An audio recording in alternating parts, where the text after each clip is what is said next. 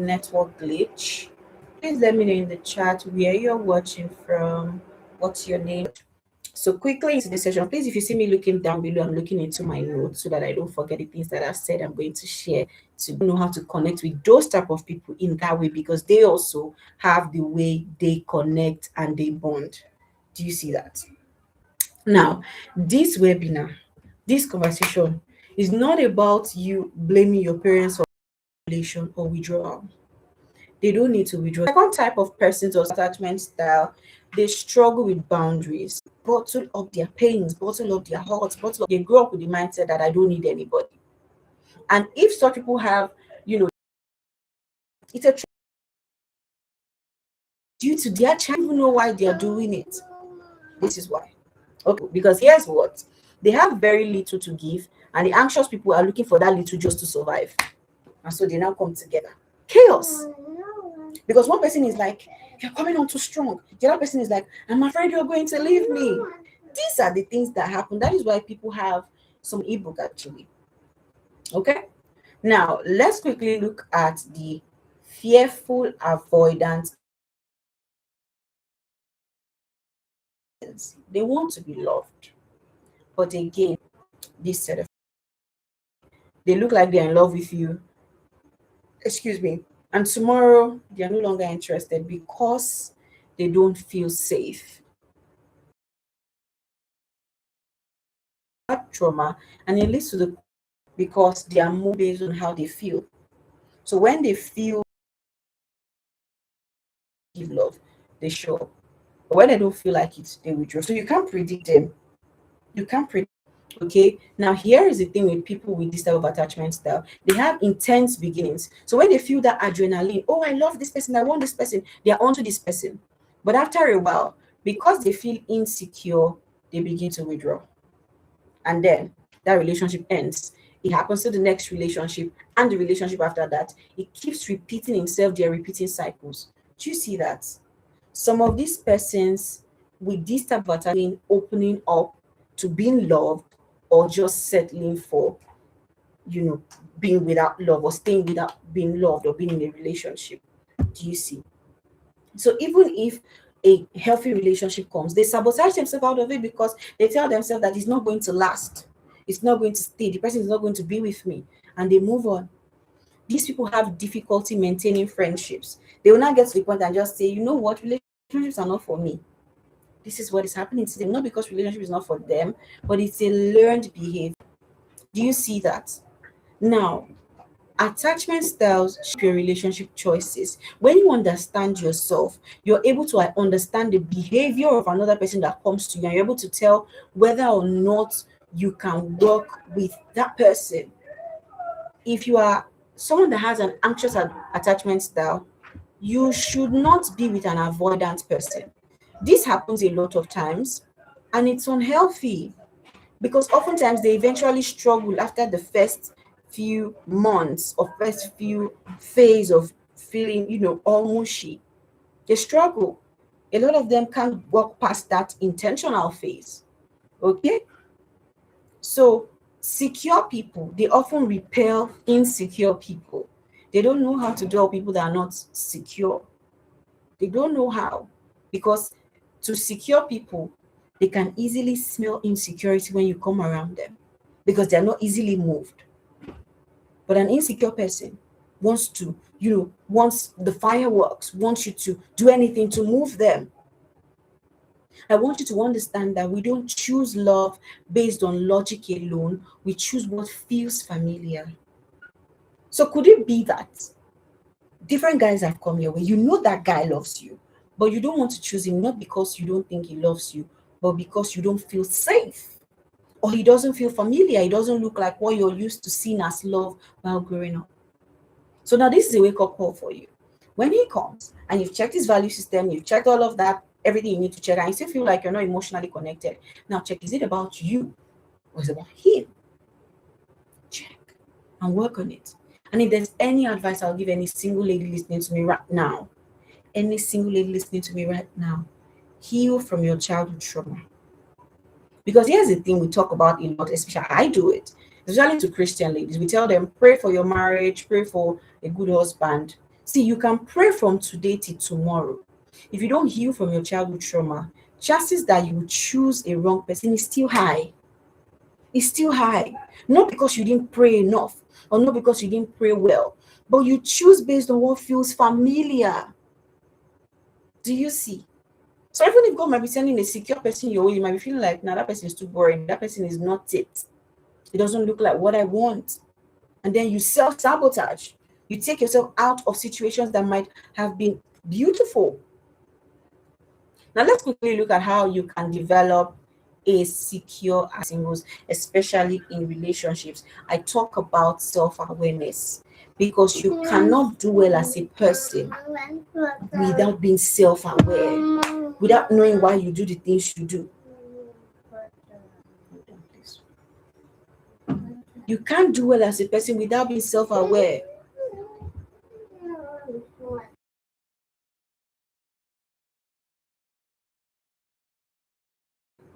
You need to be self-aware. You need to know who you are, identify your attachment style, be honest with yourself.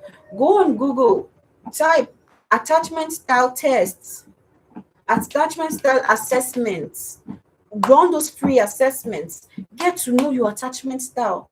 It's also going to improve how you navigate relationships. What you're calling toxic might not be toxic. It could just be that the person, it doesn't feel familiar to you, so you think it's toxic because you're not whole enough to recognize what is genuine and what is counterfeit. So identify your attachment style, then learn to regulate your emotions. This one, everybody falls under this category. Learn how to regulate your emotions. Learn how to make decisions not based on how you feel at the moment. I know I'm guilty of this one. I think we all need to do a work on this one. Learn how to work on how you act, not just based on how you feel. Okay, learn how to process every single thing you're feeling per time. Stop using people to regulate your emotions. Stop it. If you're going to become a secure person, you have to do the inner work. You have to do the deep work. You have to work on you from the inside. You have to fight that internal war and win. Do you see? The next thing to do, heal your core wounds. I mentioned that earlier. Heal from your childhood trauma. Deal with the rejection you face in time past, either from your parents, from the close one, your loved one, your best friend. Heal with that rejection. Heal from the rejection, rather. Heal from abandonment. Heal from the fear of intimacy. Stop being afraid of love. And one thing that can help you heal some of these things, besides self-awareness, self-development, is your relationship with God. Once you grow in intimacy with God, you gradually begin to learn that it is safe to be loved, it is safe to be vulnerable, it is safe to be open, it is safe to communicate your needs, that you are worthy of being loved. Do you see that? And then finally, learn healthy communication. Communication is not talking. Communication is not talking. If you've not gotten feedback from the person that listened to you, you have not communicated. It is only communication when the other person can pour out what you just gave back to them. That's the only way you know that this person fully understands or understood the information I was trying to pass across to them. Do you see?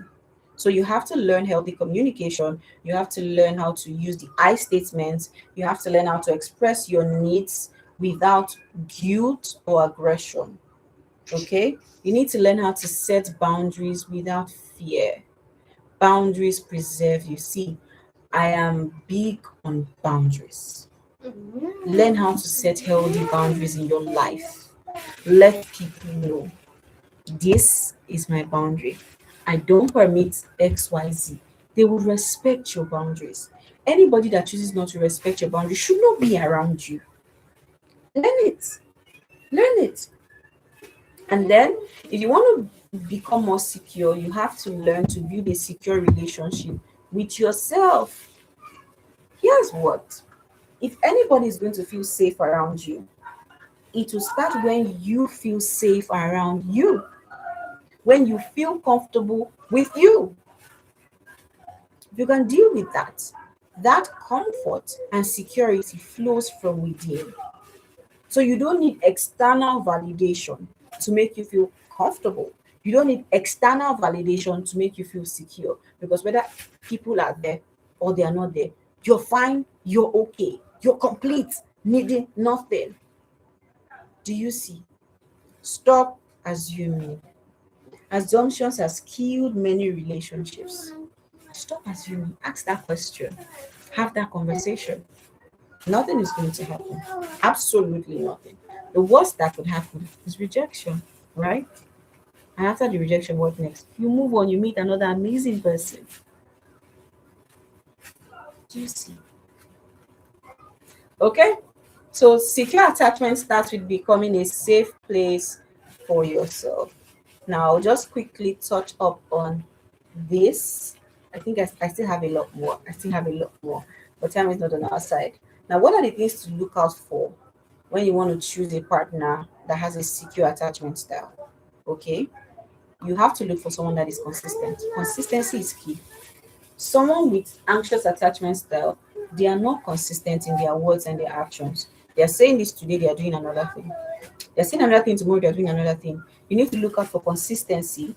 Look out for emotional availability. Is this person emotionally available? Look out for it. It's important. You need to look out for the ability to resolve conflicts.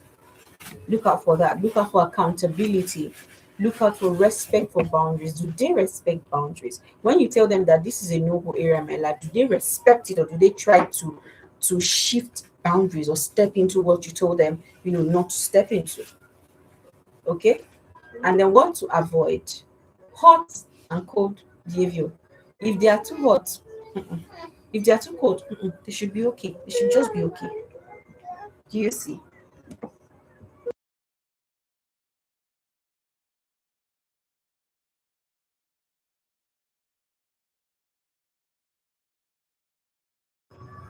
Now, another thing to avoid is emotional games. Avoid lack of clarity. I'm just going to be listing them out because of the time. I need to run along. Avoid fear of commitment. See, when you see that somebody is struggling to stay committed, avoid them. Just move on. Another thing to avoid, you see, this one will save you: chronic defensiveness. They are always defensive. They cannot take feedback. Avoid them, because those people will not be able to take correction.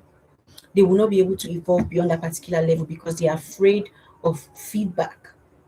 Do you see? Now I'm going to talk about this. If you are married to people with different, those other attachment styles, I'm going to give you a few coping mechanisms that will help you. If you are married to an avoidant partner, the first thing you need to do now is to stop seeking emotional validation. Stop waiting for them to make you feel good about yourself. Stop waiting for them to feel your emotional tank. They cannot give what they don't have. So don't even expect it anymore. Take it out of your expectations. This is your on that of your expectations. Communicate calmly and clearly. Let them know this is how you feel, this is how you want. Calmly and clearly. Okay? Create emotional safety. You have to let them know that it's safe to be around you. Because here's what: they are still dealing with it. It's something they grew up with and they've not healed from. Okay? So create emotional safety, not pressure. Encourage growth. Don't force change. Because guess what? If they are not ready to deal with it, there's absolutely nothing you can do with it. If you're married to an anxious partner, they want to know where you are every minute, they want to call you, they are always into, they're coming in too strong. You have to learn to offer reassurance.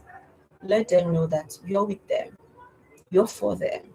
Okay? Let them know that. And seek professional help. Yeah. Seek professional help, seek counselors, seek therapists, trauma therapists, you know, and learn to maintain boundaries too. Yes, they're your partners, but then because of how anxious they can be, you don't want to lose yourself in a relationship. So you have to maintain boundaries. And if you're with a fearful avoidant partner, focus on stability and predictability, because these people are unpredictable. Okay. If you're married to a fearful avoidant partner, prioritize emotional safety and clarity. Now, this is important for you to understand. You can support healing, for your partner, but you cannot heal your partner for them. They have to do that internal work. And if they are not ready to do it, you cannot do it for them. Unfortunately, this is the truth. You can't do it for them. Okay? So let them do the work by themselves. So here's what I want you to know as I wrap up today. Being aware of everything I have shared is going to help you, not to make you feel in prison, right? Is to help you recognize some of these things so that you can make better decisions going forward. I have just shown you why you are attracting the kind of people you're attracted to. I've just shown you why you act the way you do in your relationships. So, what would you do with this information? Begin to work on yourself and make more informed decisions going forward. I want you to understand that healing is possible. If a behavior is learned, it can be unlearned, and you can also relearn healthy, patterns and healthy, you know, behaviors.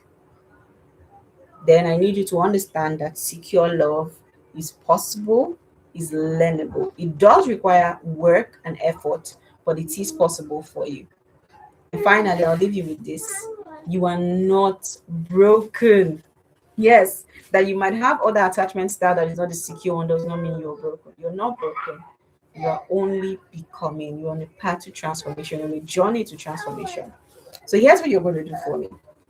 If you learned anything from this conversation so far, if anything stood out for you, let me know in the chat below. Let me know what stood out for you. Let me know what's your take home. Let me know what you're going to do better going forward. Let me know in the chat. And do well to hit the like button so that YouTube can recommend this to other people. And don't forget to share the link with that friend, that sister that you love, and you want her to do better and make more informed decisions going forward. If you need the ebook, The Heartbreak Paradox, you want to get it for yourself so that you can make better relationship decisions. You want to know why you keep going through cycles of wrong relationships, and you want to know how to make better relationship decisions, then comment down below and I'll send the link to show so that you can get it. You can get it, you can get it. That is it for this week's coaching call, for this week's conversation, and I'll see you next week Saturday. To have a lovely week ahead.